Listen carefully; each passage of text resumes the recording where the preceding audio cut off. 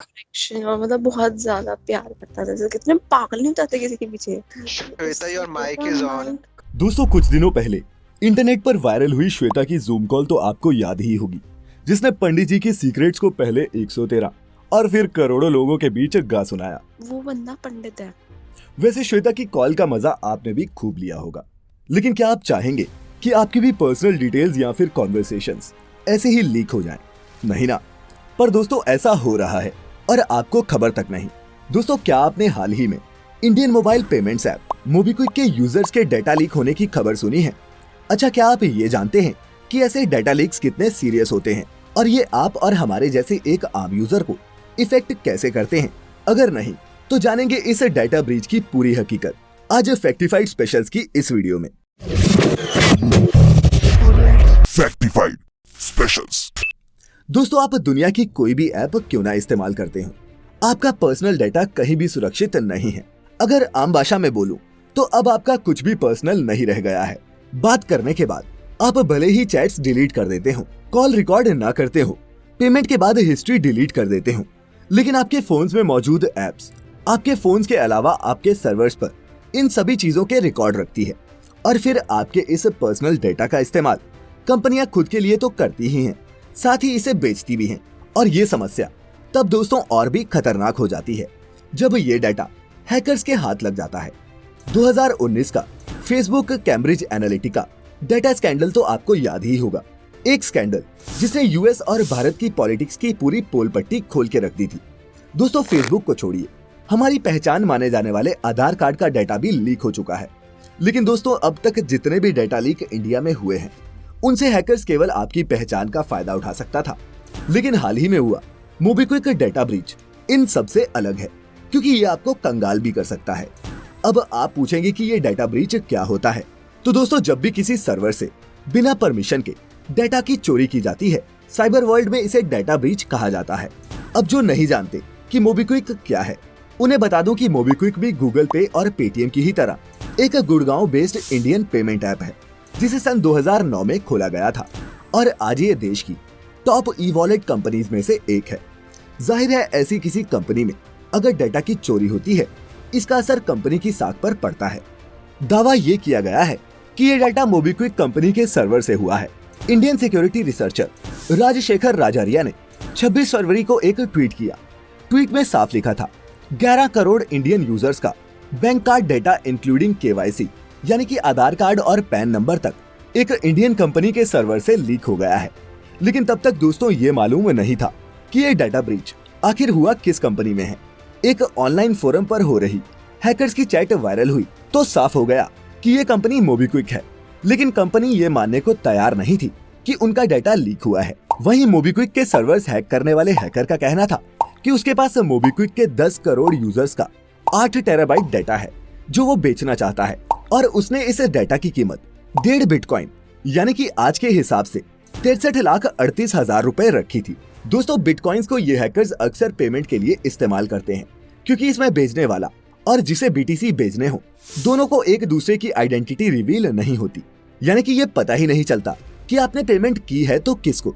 दोस्तों जॉर्डन के user name वाले इस हैकर ने 24 फरवरी को ये पोस्ट की थी, जिसके बाद 26 फरवरी 2021 को इंडियन रिसर्चर राजशेखर राजारिया ने 11 करोड़ यूजर्स के डाटा वाली इस चोरी के बारे में ट्वीट किया। जब उन्होंने ये क्लियर किया कि ये ब्रीच मोबीक्विक कंपनी में हुआ है, तब कंपनी ने किसी भी हैकिंग से इनकार कर दिया। फिर 4 मार्च को हैकर्स ने मोबीक्विक यूजर्स के नए सैंपल डाटा शेयर किए, जिसके बाद राजशेखर ने मोबीक्विक को फिर इन्फॉर्म किया, लेकिन इसके बाद मोबीक्विक ने रिसर्चर को ही लीगल एक्शन की धमकी दी। फिर इसके अगले दिन रिसर्चर ने डाटा लीक की ये इन्फॉर्मेशन रिजर्व बैंक, सरकार, सर्ट इन और पीसीआई को दी, जिसके बाद आरबीआई ने मोबीक्विक डाटा लीक की फॉरेंसिक जांच का ऑर्डर दे दिया। सोशल मीडिया पर मोबीक्विक कंपनी की खूब फजीहत हुई। कुछ यूजर्स तो ये देखकर हैरान थे कि उनकी डिटेल्स भी इस लीक हुए डाटा में शामिल थी।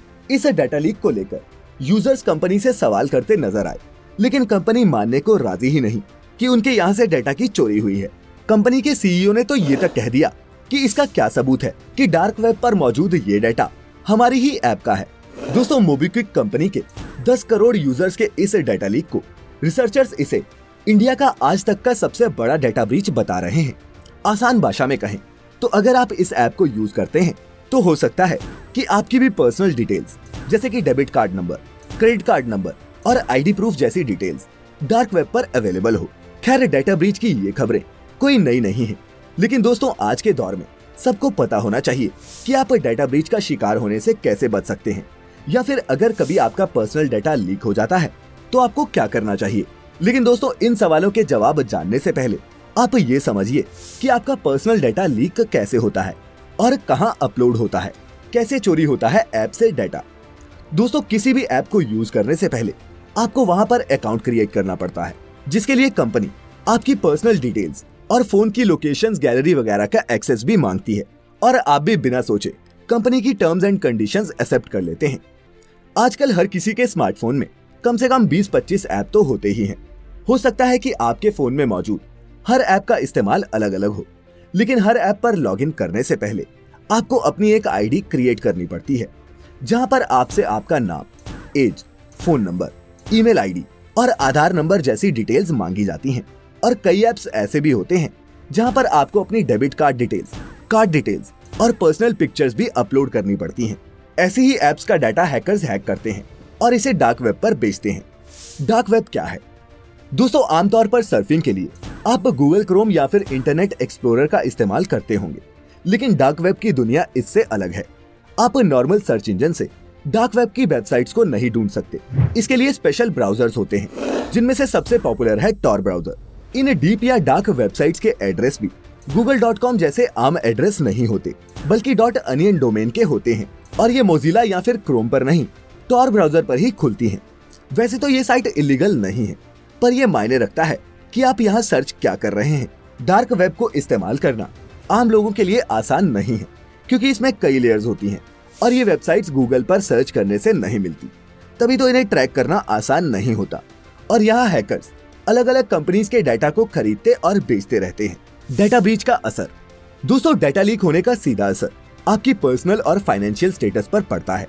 फ्रॉड करने वाली कंपनीज अक्सर डार्क वेब से ही यूजर्स की डिटेल्स खरीदती हैं, जिसके बाद ऑनलाइन फ्रॉड, हरासमेंट, टेररिज्म और टारगेटेड स्कैम्स जैसी क्रिमिनल एक्टिविटीज को फलने फूलने का मौका लगता है। अब बाकी की ऐप्स पर आप अपनी क्रेडिट कार्ड डिटेल्स या फिर ऑनलाइन बैंकिंग का आईडी पासवर्ड नहीं देते, लेकिन चूंकि मोबीक्विक एक पेमेंट पोर्टल है, इसीलिए इनके डेटाबेस में भारत के करोड़ों यूजर्स का एड्रेस, फोन, ईमेल जैसी डिटेल्स के अलावा बैंकिंग डिटेल्स जैसे कि डेबिट कार्ड का नंबर और इंटरनेट बैंकिंग के लॉगिन पासवर्ड वगैरह भी मौजूद होते हैं, जिसका इस तरह लीक होना जाहिर है एक चिंता का विषय है। असली सच्चाई तो ये है कि डाटा लीक आपकी सोच से भी ज्यादा खतरनाक है। नकली पासपोर्ट, फेक आईडी कार्ड, किसी और के पते पर गाड़ी रजिस्टर्ड करना जैसे अनगिनत क्राइम हैं, जो आपकी पर्सनल इंफॉर्मेशन से किए जा सकते हैं और आपको इनका पता भी नहीं चलेगा। यही वजह भी है कि आरबीआई आए दिन ऑनलाइन फ्रॉड को लेकर नई नई गाइडलाइंस जारी करता रहता है। ऑनलाइन डाटा लीक और इससे पड़ने वाले असर को कई फिल्म और वेब सीरीज में भी दिखाया जा चुका है, जिनमें से एक नेटफ्लिक्स की जामतारा भी है, जो झारखंड के जामतारा पर बेस्ड है। फिल्म में जिस तरह कुछ युवा लोगों से उनका पिन नंबर मांगकर उनके अकाउंट से पैसे चोरी करते हैं, वैसे ही डाटा लीक होने से ये फ्रॉड आपके साथ भी हो सकते हैं। दोस्तों, एक तरह से देखा जाए तो डाटा लीक मॉडर्न वर्ल्ड का एक कॉमन फैक्टर बन चुका है, लेकिन ये समस्या तब और भी गंभीर हो जाती है जब दुनिया भर में सबसे ज्यादा इस्तेमाल किए जाने वाले एडोबी, ईबे और लिंक्डइन जैसी सोशल साइट्स भी इसका शिकार हो जाती हैं। 2013 में एडोबी के 15.3 मिलियन यूजर्स का डाटा लीक हुआ था, और ऐसा ही कुछ 2016 में dating site adult friend finder के साथ भी देखने को मिला था, जिसके 41.3 करोड़ यूजर्स का डाटा लीक हुआ, जिसमें यूजर्स की प्राइवेट पिक्चर्स तक शामिल थी। लिंक्डइन के भी 16.5 मिलियन यूजर्स का डाटा लीक हो चुका है। तो वहीं डेटिंग साइट टिंडर और क्यूपिड के डाटा लीक की खबरें भी सुर्खियों में आ चुकी हैं। दोस्तों, मोबीक्विक एक इंडियन पेमेंट ऐप कंपनी है और इसी वजह से ये ऐप आरबीआई की गाइडलाइंस के अंडर आती है। डाटा लीक की ये खबर सामने आने के बाद आरबीआई ने मोबीक्विक को जांच का ऑर्डर दिया है, और अगर ये साबित हो गया कि मोबीक्विक का डाटा लीक हुआ है तो कंपनी को कम से कम 5 करोड़ रुपए का जुर्माना भरना पड़ेगा।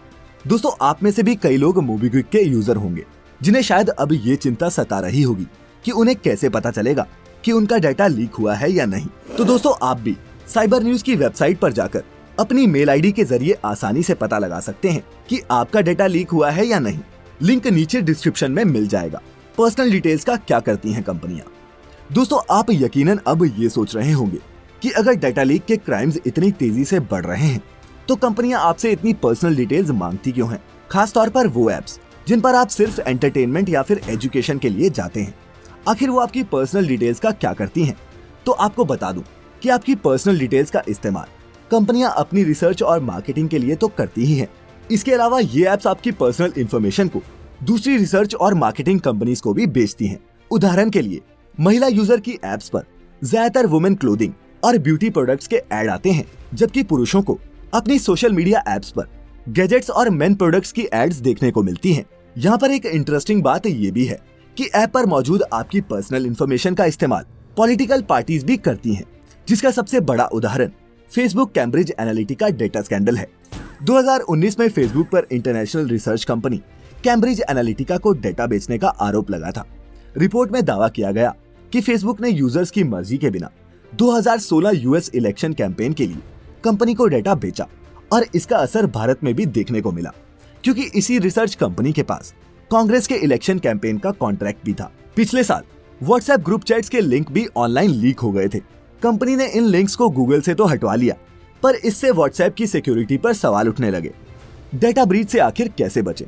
दोस्तों, आज के डिजिटल वर्ल्ड में डेटा ब्रीच से बच पाना नामुमकिन है, लेकिन आप कुछ बातों को ध्यान में रखकर इसके इम्पैक्ट को कम कर सकते हैं। आपको बस टाइम पर सोशल एप्स, खासतौर पर पेमेंट एप्स का पासवर्ड बदलते रहना होगा।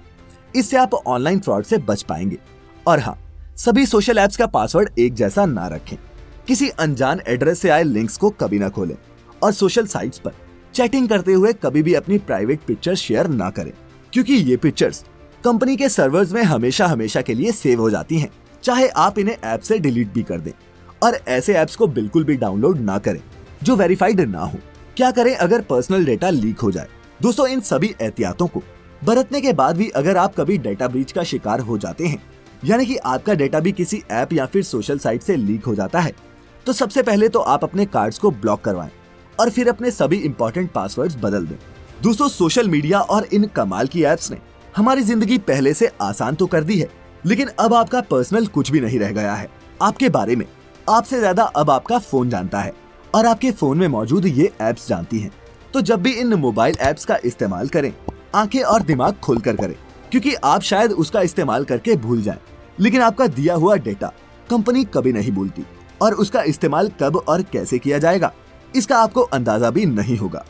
खैर, आज के लिए फैक्टिफाइड स्पेशल्स में बस इतना ही। उम्मीद है चश्मे से कुछ धूल तो हटी होगी, लेकिन अब इजाजत दीजिए। आपका बहुत बहुत शुक्रिया।